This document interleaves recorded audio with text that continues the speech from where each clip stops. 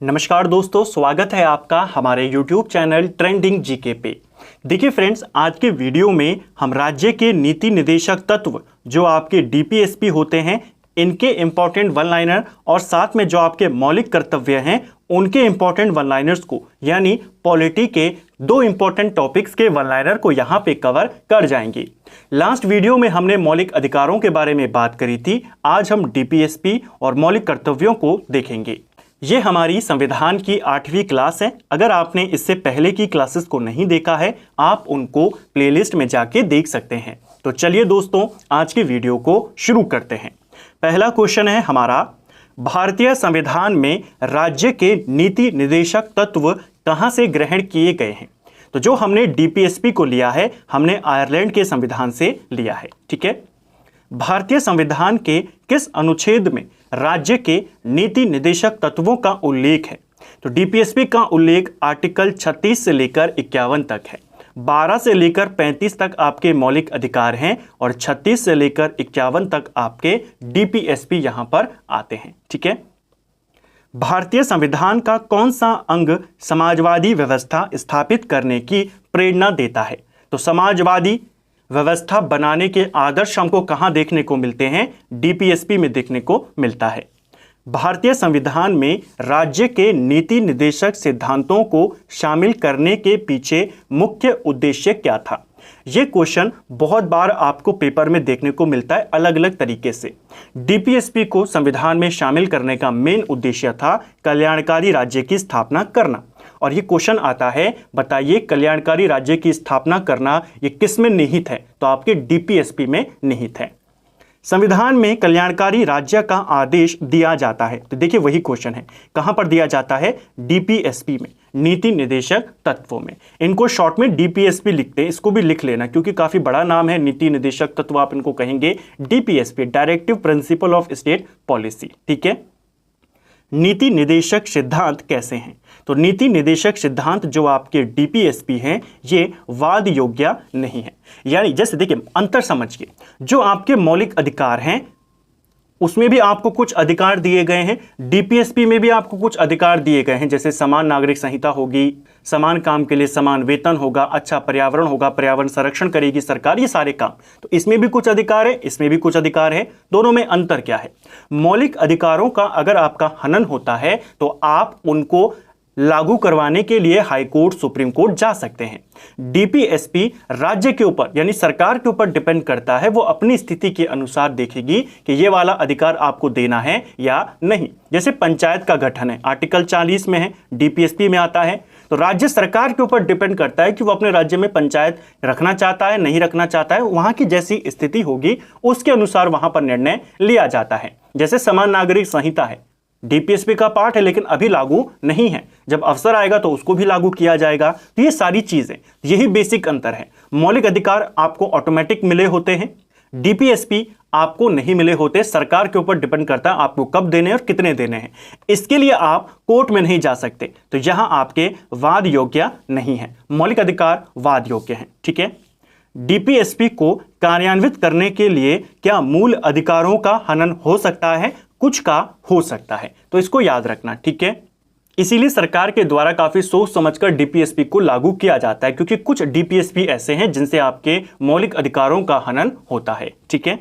Next है, भारत के संविधान में अंतर्राष्ट्रीय सुरक्षा को प्रोत्साहित देना किस में सन्निहित है? तो अंतर्राष्ट्रीय सुरक्षा को प्रोत्साहित देना यह भी डीपीएसपी का पार्ट है। आर्टिकल 51 में यह बात कही गई है। कल्याणकारी राज्य की संकल्पना का समावेश भारत के संविधान में है और कौन से उसमें बताया गया है? तो वही वाला क्वेश्चन है, कल्याणकारी राज्य की भावना, उसका समावेश, उसकी संकल्पना कहां पर है? तो ये आपके राज्य के नीति निदेशक तत्वों में है। संविधान का कौन सा भाग कल्याणकारी राज्य का आदर्श घोषित करता है? तो कौन है आपका? आप बता देंगे डीपीएसपी। ऑप्शन डी सही आंसर होगा। भारतीय संविधान में सम्मिलित डीपीएसपी की प्रेरणा हमें किस संविधान से प्राप्त हुई है? तो हमने कहां से लिया है डीपीएसपी को? हमने आयरलैंड से लिया है। ऑप्शन डी सही आंसर होगा। भारतीय संविधान में राज्य के नीति निदेशक तत्वों को निम्न में से किस देश के संविधान से लिया है? तो कहां से लिया है? बार बार ये क्वेश्चन आता है, आयरलैंड से लिया है। भारतीय संविधान के किस भाग में न्यायपालिका तथा कार्यपालिका के पृथक का प्रावधान है? यानी कौन से भाग में न्यायपालिका को कार्यपालिका से अलग किया गया है, ये आपके डीपीएसपी में किया गया है। ठीक है, अनुच्छेद 50 के माध्यम से, तो इसको भी आपने याद रखना है। ठीक है, भारतीय संविधान में राज्य के नीति निर्देशक सिद्धांत को किस मुख्य कारण से शामिल किया गया? वही क्वेश्चन है, कल्याणकारी राज्य की स्थापना के लिए इनको शामिल किया गया था। मूलभूत संविधान में कौन से भाग में राज्य लोक कल्याण की संकल्पना सम्मिलित की गई है? देखिए, एक जैसा ही क्वेश्चन है डीपीएसपी को लेकर के, या तो आपसे डीपीएसपी की जो आर्टिकल्स हैं उनके बारे में पूछता है, या फिर देखिए वही क्वेश्चन बार बार आ रहा है कि कल्याणकारी राज्य वाद योग्य नहीं है, कहां से इनको लिया है, यही क्वेश्चन रिपीट हो रहे हैं। तो ये आपके राज्य लोक कल्याण की संकल्पना कहां पर दी गई है? डीपीएसपी में। संविधान का कौन सा अंश भारत के नागरिकों को आर्थिक न्याय प्रदान करने का संकेत करता है? तो आर्थिक न्याय प्रदान करने का संकेत करता है डीपीएसपी। नीति निर्देशक सिद्धांत कैसे हैं? तो नीति निर्देशक सिद्धांत कैसे हैं? वाद योग्य नहीं है, और इसको मैंने आपको ऊपर एक्सप्लेन भी किया। अगर इस क्वेश्चन को चेंज कर दें और पूछ लें कि मौलिक अधिकार कैसे हैं, तो मौलिक अधिकार वाद योग्य हैं। ठीक है, समान कार्य के लिए समान वेतन भारत के संविधान में सुनिश्चित किया गया है, किसके तहत? यह डीपीएसपी का एक पार्ट है। ऑप्शन बी सही आंसर हो जाएगा। ठीक है, इनमें से कौन राज्य के नीति निर्देशक सिद्धांतों में सम्मिलित नहीं है? तो जो डीपीएसपी है उसका पार्ट नहीं है, इनमें से कौन? वो है आपका सूचना का अधिकार। Option D. निम्नलिखित में से कौन डीपीएसपी का एक पार्ट है? तो डीपीएसपी का पार्ट है समान नागरिक संहिता। ऑप्शन ए सही आंसर होगा। धर्म की स्वतंत्रता, प्रेस की स्वतंत्रता, विधि के समक्ष समानता, ये सब आपके मौलिक अधिकार में आते हैं। ठीक है, जो समान नागरिक संहिता है ये आपके आर्टिकल 44 में आता है, और आप जानते हैं 36 से लेकर 51 तक क्या है? आपके डीपीएसपी हैं।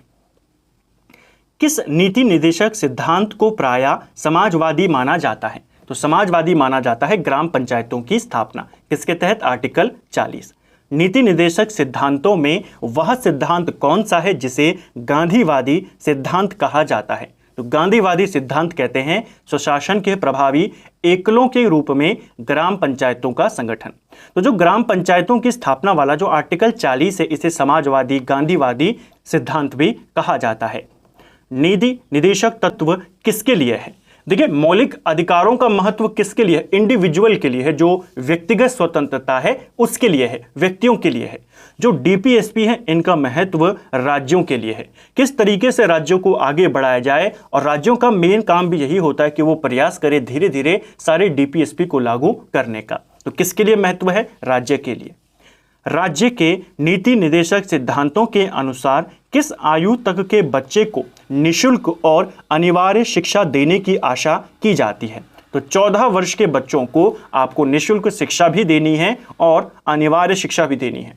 तो यह आपके मौलिक अधिकार में भी आता है, मौलिक कर्तव्य भी है पेरेंट्स का, और डीपीएसपी का भी काम है कि राज्य ऐसा प्रयास करेगा। राज्य के नीति निर्देशक सिद्धांतों में से किस अनुच्छेद का संबंध अंतर्राष्ट्रीय शांति एवं सुरक्षा के संवर्धन से है? तो अंतर्राष्ट्रीय शांति एवं सुरक्षा हमने देखा था आर्टिकल 51।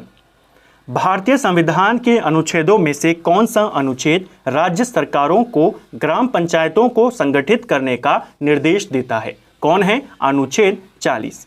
भारत के किस राज्य में समान नागरिक संहिता लागू है? तो किस राज्य में लागू है? गोवा के अंदर एकमात्र राज्य है अभी भारत में जहां पर आपका जो यूसीसी है, यूनिफॉर्म सिविल कोड, वो लागू है। ठीक है, तो ये आपके डीपीएसपी से कुछ इंपॉर्टेंट यहां पर क्वेश्चंस थे जो हमने देखे। अगर आप डीपीएसपी को और ज़्यादा डिटेल में कवर करना चाहते हैं तो आप हमारे सेकंड चैनल जीके ट्रैकर पर इस वीडियो को देख सकते हैं, जिसमें हमने डीपीएसपी के बारे में, मौलिक कर्तव्यों के बारे में, मौलिक अधिकारों के बारे में डिटेल में बात की है। अगला है हमारा मौलिक कर्तव्य।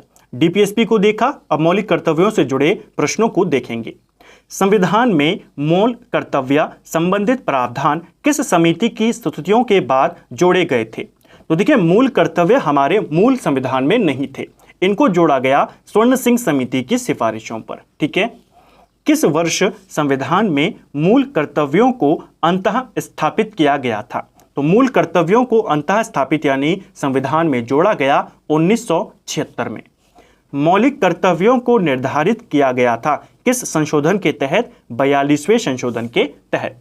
तो किसकी सिफारिश पर, किस वर्ष, किस संशोधन के तहत किया गया, वो तीनों क्वेश्चन आपके यहां पे क्लियर हुए। 42वें संविधान संशोधन के 10 आचार आदर्शों को किस नाम से जाना जाता है?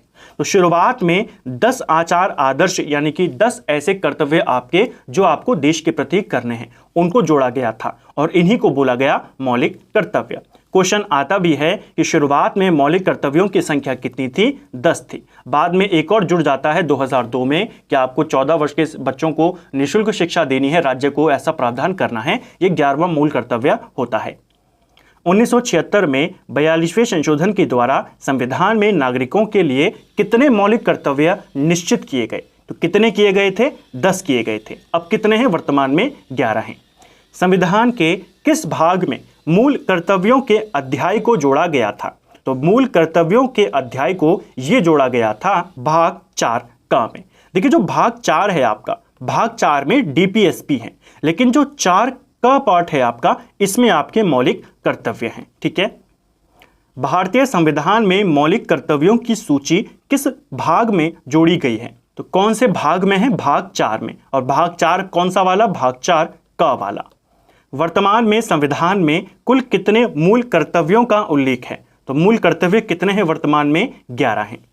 किस संवैधानिक संशोधन अधिनियम के द्वारा संविधान में मूल कर्तव्यों को सम्मिलित किया गया? तो किसके तहत जोड़ा गया था इनको? 42वें संशोधन के तहत 1976 में। संविधान में उल्लेखित मौलिक कर्तव्य किसके लिए हैं? तो ये मौलिक कर्तव्य सभी नागरिकों के लिए हैं देश के। ठीक है। निम्नलिखित में से किसकी स्तुति पर भारतीय संविधान में मूल कर्तव्य शामिल किए गए? तो किसने जोड़ा था मूल कर्तव्यों को? स्वर्ण सिंह समिति ने। कब जोड़ा? 42वें संशोधन के तहत 1976 में। भारत के संविधान के किस भाग में मौलिक कर्तव्य उल्लेखित हैं? अब देखिए मौलिक कर्तव्य भाग 4 ये भी है, भाग 4 ये भी है। आपने बताना है भाग 4 क वाले में, यानी कि जो भाग 4 ए वाला है, इसमें मौलिक कर्तव्य है। इसमें क्या है? इसमें आपका डीपीएसपी है। किस संविधान संशोधन के द्वारा भारतीय नागरिकों के लिए 10 मूल कर्तव्य संविधान में जोड़े गए? तो किसके तहत जोड़े गए थे? 42वें के तहत। Option D. भारत के नागरिकों के मूल कर्तव्यों का विवरण संविधान के किस भाग में है? अब देखिए हमेशा ऐसा ही ऑप्शन आपको देता है एग्जामिनर, दोनों देता है, भाग 4 और भाग 4 का। तो आपने ध्यान रखना है ये वाला आंसर होगा। ठीक है। Option B. भारतीय संविधान में कितने मौलिक कर्तव्य हैं? तो वर्तमान में कितने हैं? 11। अगर बोलेगा जब जोड़े गए थे 1976 में तब कितने थे? तब थे ये 10। निम्नलिखित में से कौन सा एक संवैधानिक संशोधन मौलिक कर्तव्यों से संबंधित है? कौन सा वाला है? 42वां। तो एक ही जैसे क्वेश्चन है, आपकी प्रैक्टिस भी हो जाती है और आपको आइडिया हो जाता है कि डीपीएसपी से, मौलिक कर्तव्यों से कैसे क्वेश्चन एग्जाम में आपके बनते हैं। भारत के संविधान में मौलिक कर्तव्य किस संविधान संशोधन के द्वारा जोड़े गए? तो किसके तहत इनको जोड़ा गया था? 42वें संशोधन के तहत। ठीक है। मौलिक कर्तव्यों के संबंध में निम्नलिखित में से कौन सा कथन सही नहीं है? चलिए अब देखते हैं कौन सा वाला स्टेटमेंट यहां पर गलत है। पहला है उन्हें परम आदेश द्वारा प्रभावी बनाया जा सकता है। तो पहला वाला स्टेटमेंट ही गलत हो गया। मौलिक कर्तव्य, अगर कोई व्यक्ति मौलिक कर्तव्यों का पालन नहीं करता है तो आप उसके खिलाफ कोर्ट में नहीं जा सकते और कोर्ट उसको ऑर्डर नहीं दे सकता। यह आपके लिए देखिए कंपलसरी नहीं है, लेकिन नैतिकता के आधार पर यह जरूरी है। तो इनको आदेश के द्वारा नहीं करवाया जा सकता। तो पहला वाला आपका गलत हो गया। यही हमारा इस प्रश्न का उत्तर है। इन्हें संवैधानिक प्रक्रिया से ही बढ़ाया जा सकता है, ये आपका सही है। अस्पष्ट विधियों की व्याख्या के लिए इनका इस्तेमाल कर सकते हैं और किसी विशिष्ट कर्तव्य का पालन करना संवैधानिक कानून के क्षेत्र में आता है जिसे न्यायालय निश्चित करता है। कोई विशिष्ट कार्य जो मौलिक कर्तव्य हैं ये आपके नैतिक कर्तव्य हैं। ठीक है, इनको आपने याद रखना है। तो फ्रेंड्स, ये था हमारा संविधान की आज हमने 8वीं क्लास यहाँ पर कवर करी, जिसमें हमने डीपीएसपी और मौलिक कर्तव्यों के बारे में क्वेश्चंस को देखा। उम्मीद करता हूँ आपको आज का वीडियो पसंद आया होगा। अगर आपको ये वीडियो पसंद आई है तो वीडियो को लाइक करें, चैनल पर पहली बार आए हैं चैनल को सब्सक्राइब करें, दोस्तों के साथ शेयर करें। वीडियो आपको कैसा लगा कमेंट बॉक्स में हमें ज़रूर बताएं। Thank you friends.